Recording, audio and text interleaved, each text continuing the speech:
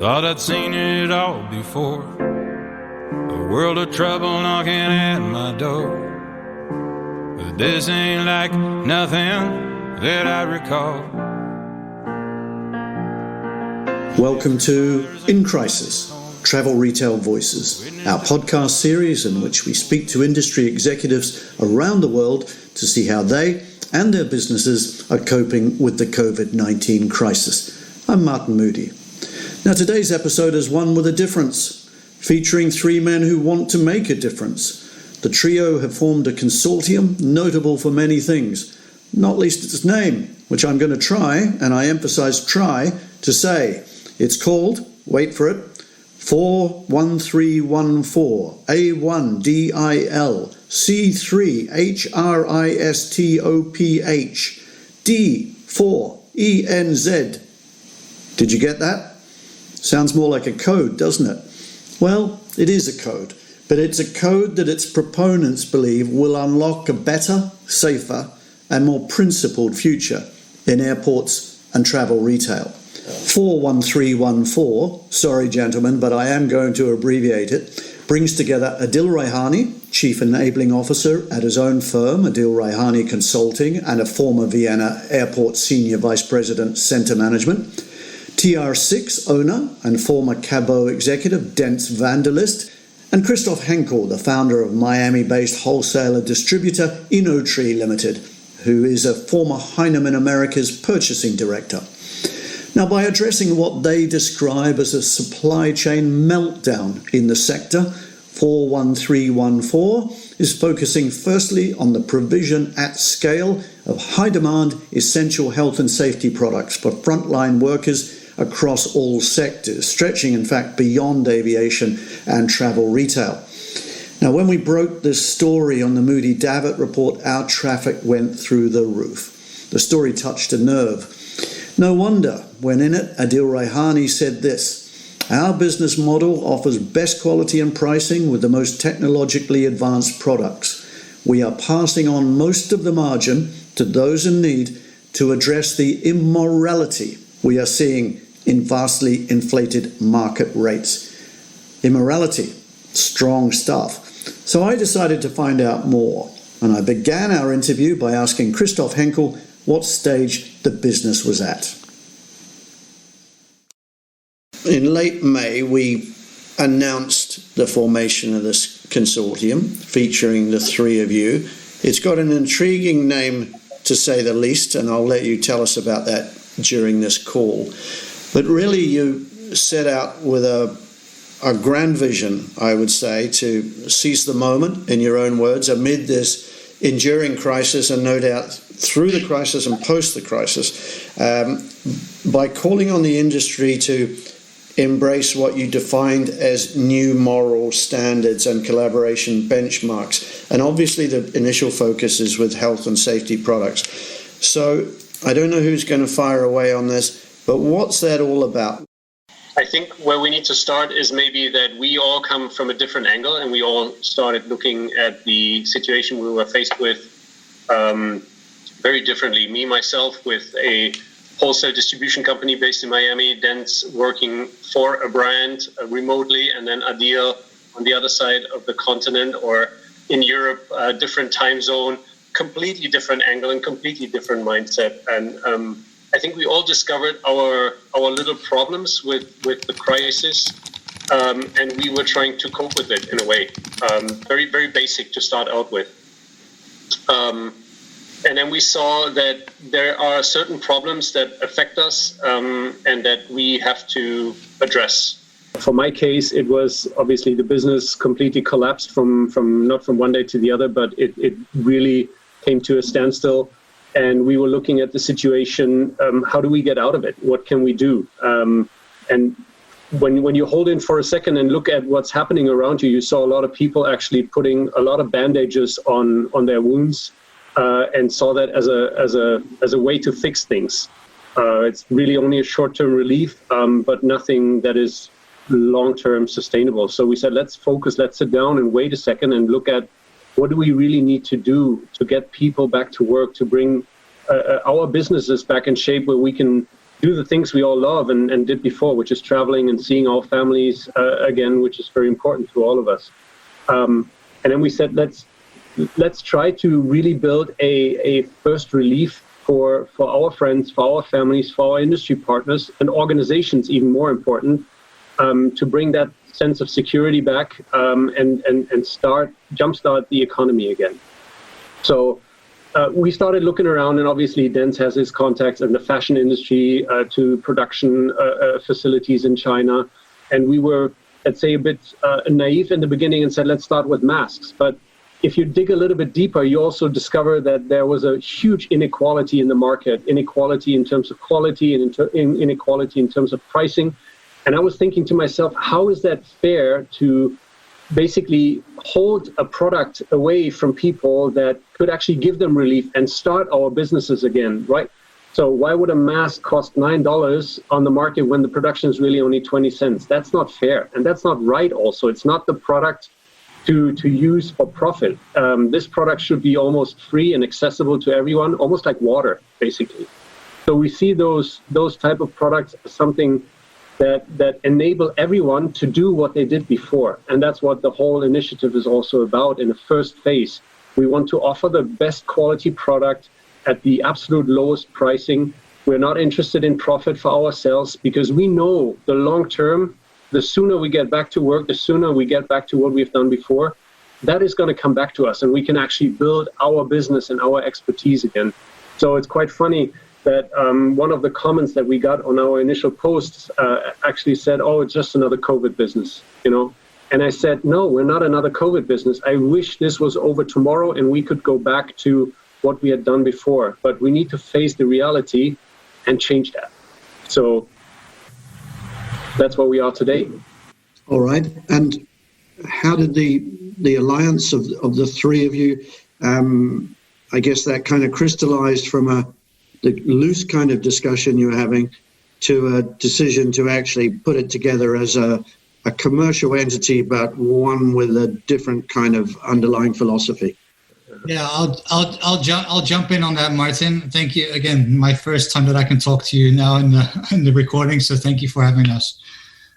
Christoph actually came to me with the idea because we had I think it was a barbecue a couple of days before, and of course talking about the industry and what's happening. Christoph came to me actually and was like, well, how about we think about this idea of that production of the face mask in a fashionable way, or trying to solve the problem and getting this out there. So from that, we were already in a certain phase of finding out what was actually going on, all those points what Christoph was tapping into earlier. Then I was also on the other side speaking with Adil being a friend of mine out of the industry, closer than a friend, to be honest. And he was like, well, you seem super busy, Denz. I said, well, actually, I am super busy because I'm actually trying to set up 3 companies in a time of crisis. And he was like, well, tell me a little bit more. So I told him about this project, and then Adil came to me and he said, well, actually, family member of mine is in the supply chain business.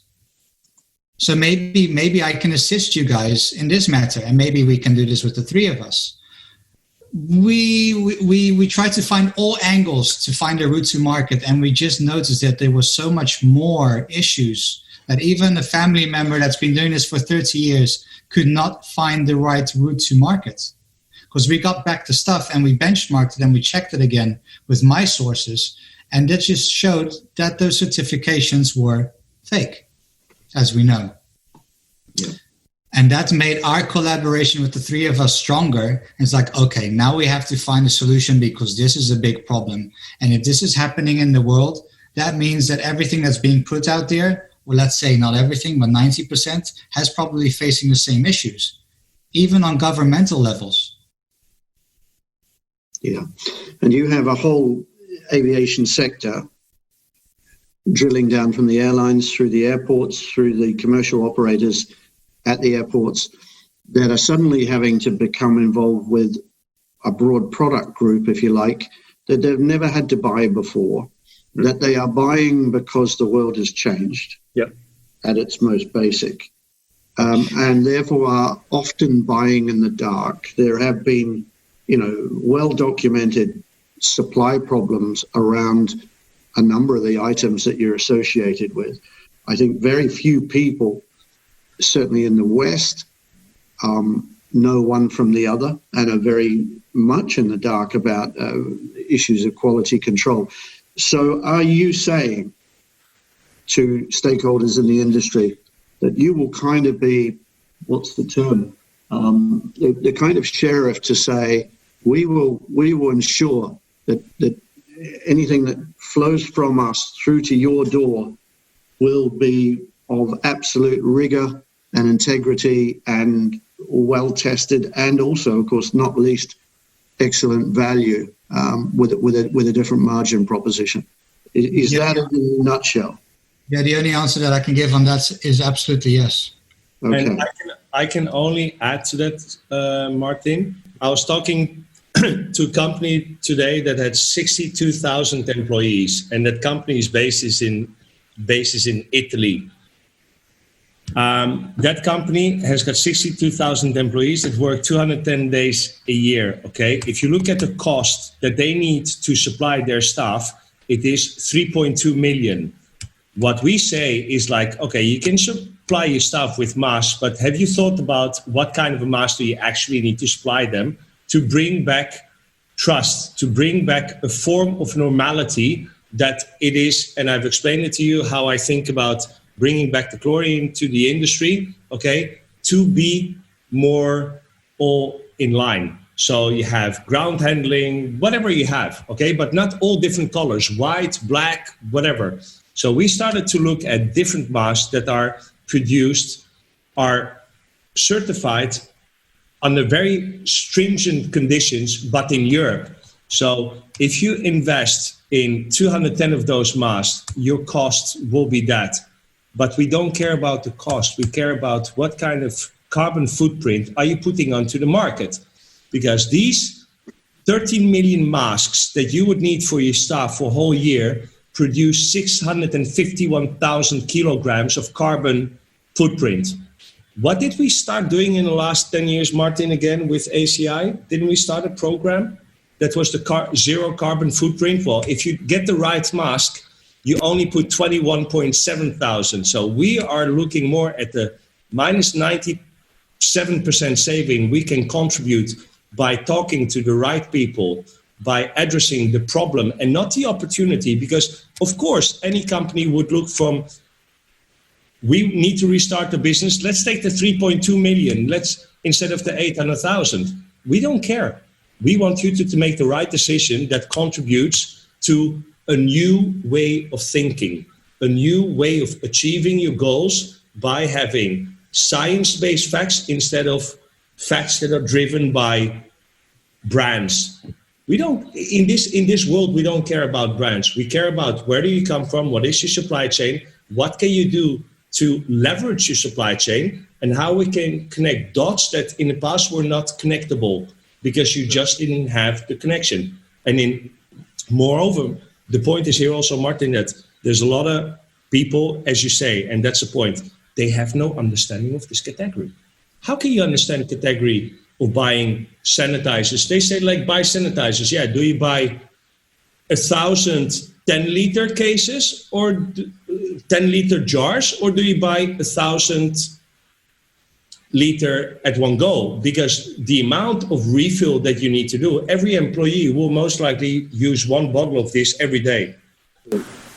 And Adil, just to add to what you just said, when you mentioned that we don't care about cost, the only time we care about cost is when it's for the customer, because we want to offer them the lowest pricing. And one of the things that we did today, actually, which we do on a weekly basis, is look at pricing, because pricing is also dynamic, especially when it's for those first relief measures.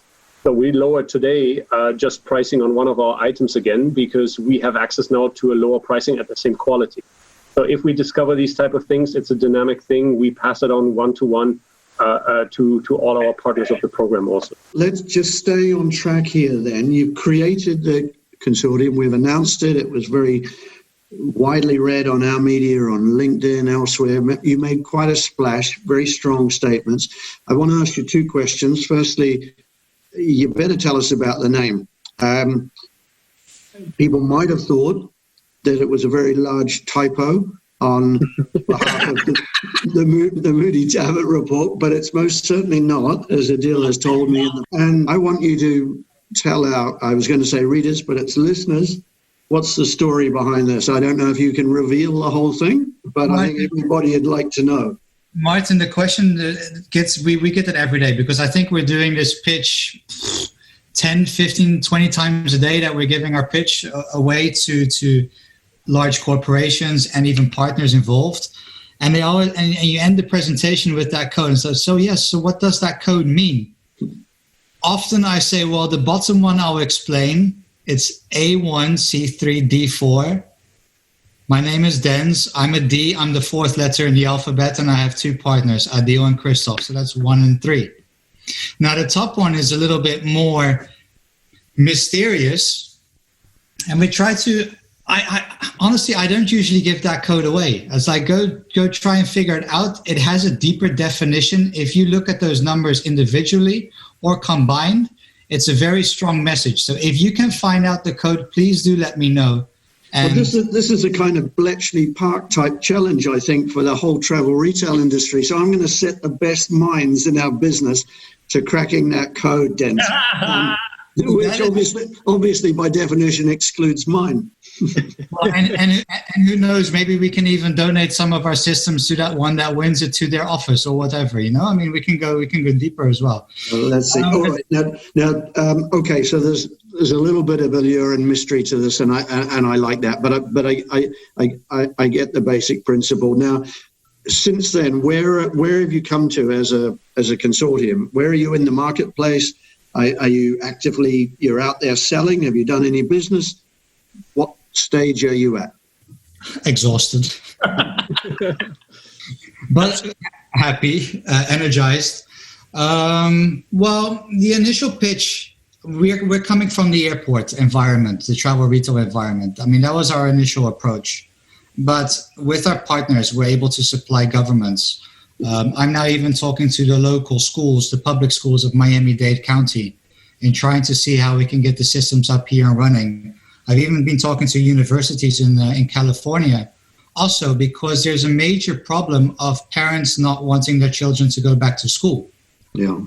So if we can have a fever measurement control system in the front of the school, we can actually ensure the parents that there's already a piece of safety. Does it stop COVID? No. But is that for the future? Absolutely, yes. So there's definitely a wider market that we've seen that we can approach. We're even talking to facility management companies now, focusing on the sustainability of our sanitizer and our sanitizing stations. So where does that leave us? Yeah, it was a hell of a job to fulfill everything. And I think, Martin. And I think the good news is really that even, you know, we are working on our network that we have built and mapped out, which is amazing if you do that exercise. And I can only recommend to everybody to do that. What I want to say is that all of our partners, and that includes our great partners from Distel, for example, they have been out in the market already, and they have been servicing in the UK several locations. So they are doing their share. And what we are just doing is we're spreading the message and having everybody else participate as well, and trying to fill those niches that they don't have access to. So we really, you know, reach out our arms to embrace as many people as possible in this project. And I think eventually what this will do is it will bring us all together and create that unity that we need to move forward. So yes, to finish here, the products are out in the market. We are very proud about what our partners have done, what we have done also. One of our highlights is the Codibot that is deployed at Abu Dhabi Airport. We're actually waiting on the results as we speak. And we're very excited of the leads that we have. We just, prior to our call, finished up a great conversation with one of the largest logistics providers in the world that is very keen on bringing their employees back next month into their headquarters, into their office, and they want our products in there as well. Today, I made an agreement in Ukraine for a company that provides sanitization tunnels, most likely at a third of the cost that the rest of what you can find. Because these guys, they say, like, why do you need a 3-meter tunnel? You can have a 1-meter tunnel. because it depends on what you use, what kind of a motoric system. Very young guys who loved the way of thinking. I was in Singapore at 8 o'clock in the morning, my time, talking to another person who's got great products. You know what happens all of a sudden? When you open up for new ways of thinking and when you have a new search engine within your computer, you know what? You get different search results. So we come up with search results that, you know what, I couldn't find a month ago, 2 months ago. And we start to get connected through people that say like, oh, maybe you need to talk to them. This is the spirit of what we're doing, connecting dots that in the past were complicated. We have many of them that are all pasted on the wall that back then they didn't have a lot of relevance. But if you put them all together, they have all a great network with people that all have the same problem. Everybody of us has friends that have lost their jobs and everybody wants to meet their family. This is the first time ever, okay? And we're acting on that. And I think this is also giving us a lot of strength and support from talking to board members every day. You know, we never could talk to those people, or we could, but it took like 3 months. Now we get it like tomorrow. And I think that is also showing the velocity of what is happening, also where you work on multiple regions at the same time with the same vision. Yeah, I mean, that's a simple and really powerful premise about we want to see our families again.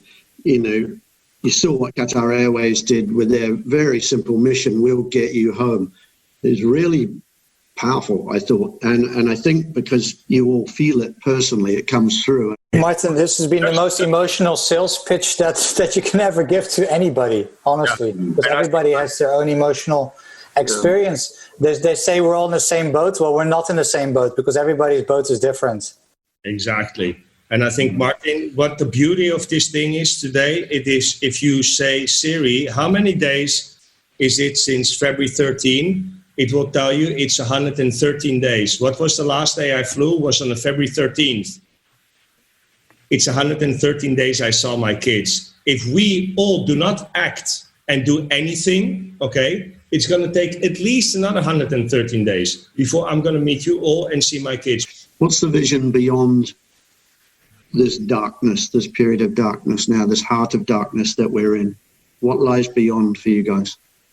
I think there's a certain unhealthy greed out there that you know, applied now to personal protection equipment, but that can be applied to many other factors in our industry. And I think it just is a good turning point and a way where we all need to think for a moment.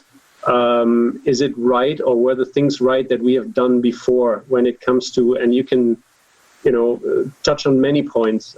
Is the airport concession model the right one? Is a MAC the right one? Is that the right model to go through? Is margin-driven assortments? Is that what we need to see? Is that what the consumer needs to see? But I think, like, we paused and focused for a bit of time and tried to come out of it stronger and more sustainable. So does everybody else have to do, and I think that is what we try to achieve from here on out, really. So this is only the beginning for us. And I think there's so many things that we can all do. We believe, and we have a lot of support from a lot of people that say, like, you know what, your thinking is definitely very disruptive, but it's very pleasant. Because it puts a lot of the problems that we're discussing in the industry. And you know, Martin, we only discuss in every webinar I've been, and there have been like 300 of them, we're all discussing the old model. The old model is broken, guys. Do I need to write it, spill it? How many videos do we need to send? It's done. If you just have a different mindset, you'll have a different outcome. That's a good note on which to finish. Adil Raïhani, Denz and Christoph Henkel, thanks for your time. It's an extraordinarily big vision, and when you have big visions, you go on epic journeys, it's never going to be easy down the road, and you're going to have highs and you're going to have lows, and you're going to have small people trying to get in your way, but you'll have lots of friends along the way too, and those are the ones that will hasten that journey, I think. So listen, I wish you all well. I think it's tremendous what you're doing, and as you know, we like to champion progressives in the industry, and we like all the values that you're espousing. So if you stay true to those values, and I'm sure you will because of the nature of the three people I'm looking at, I think that journey is going to be long but deeply satisfying, and I wish you well on it.